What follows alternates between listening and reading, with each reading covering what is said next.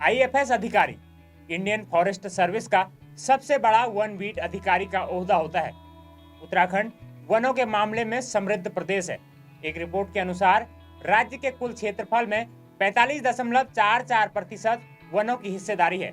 इन वनों की रक्षा की जिम्मेदारी इन्हीं आईएफएस नौकरशाहों के कंधों में होती है। वनों के अवैध कटान को रोकना, तस्करों और आग से वनों को बचाने में आईएफएस अधिकारियों का अहम रोल होता है।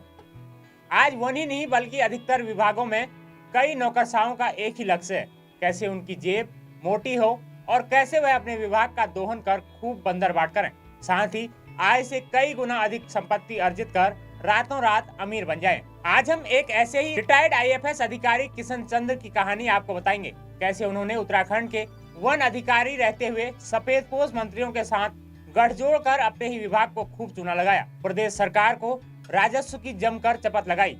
आय से अधिक मामले में आईएफएस किशन चंद्र अच्छों को पीछे छोड़ गए। वह अपनी नौकरी के दौरान 1 या 2 गुना नहीं बल्कि अपनी आय से 375 गुना अधिक संपत्ति के मालिक बन गए। किशन चंद्र हरिद्वार और रुड़की में स्कूल, स्टोन क्रेशर सहित कई व्यवसायों के मालिक बन गए। लिहाजा पूरा मामला कॉर्बेट टाइगर रिजर्व के पोखरो रेंज का है। पोखरो रेंज में पेड़ों के अवैध कटान और निर्माण को लेकर है। किशन चंद्र पर आरोप है कि उन्होंने वन विभाग के डीएफओ रहते हुए पोखरो रेंज में मिलीभगत कर अवैध निर्माण कराए और नियम विरुद्ध पेड़ों का कटान करवाया।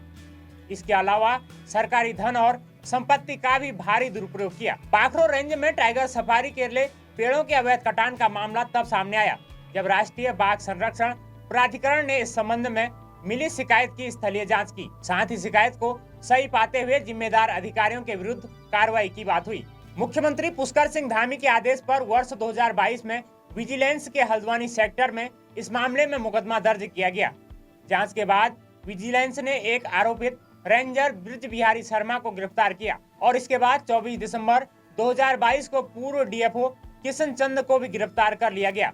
किशन चंद्र 4 महीने से अधिक समय तक जेल में रहे। फिलहाल वह जमानत पर बाहर हैं।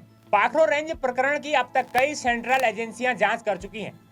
सभी में यही बात सामने आई कि कॉर्बेट सफारी के लिए स्वीकृति से अधिक पेड़ों का कटान के साथ ही बड़े पैमाने पर बिना वित्तीय और प्रशासनिक स्वीकृति के निर्माण कराए गए।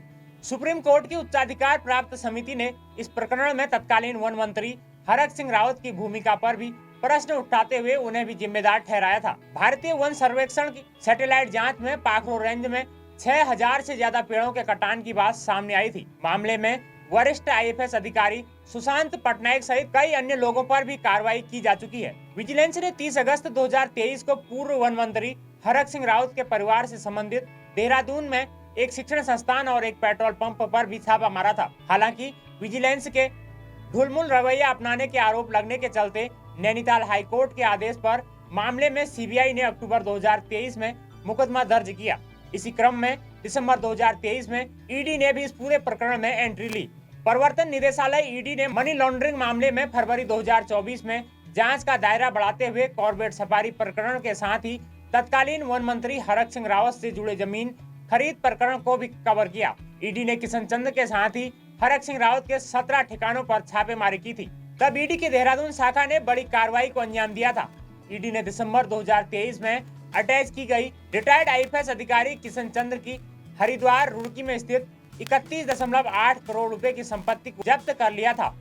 इस दौरान ईडी ने वरिष्ठ आईएफएस अधिकारी सुशांत पटनायक के आवास पर भी छापा मारा। इस पूरी कार्रवाई में ईडी ने 1.1 करोड़ रुपए, 80 लाख, 1.3 किलोग्राम सोना और 10 लाख रुपए की विदेशी मुद्रा जब्त की थी।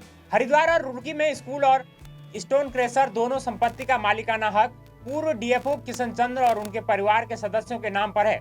पूर्व में हुई जांच में पाया गया कि किशन चंद्र ने वर्ष 2010 से 31 दिसंबर 2017 के बीच चल और अचल संपत्तियों की खरीद के साथ साथ अन्य कार्यों में तकरीबन 41 करोड़ की राशि खर्च की थी, जबकि इस दौरान उनकी कुल नौकरी से आय 9.8 करोड़ रुपए ही रही। अब खबर है कि ईडी जल्दी ही किशन चंद्र की इन सभी संपत्तियों को नीलाम कर सकती है। तो दोस्तों, ये थी रिटायर्ड आईएफएस अधिकारी किशन चंद्र और तत्कालीन वन मंत्री हरक सिंह रावत के सांठगांठ की कहानी।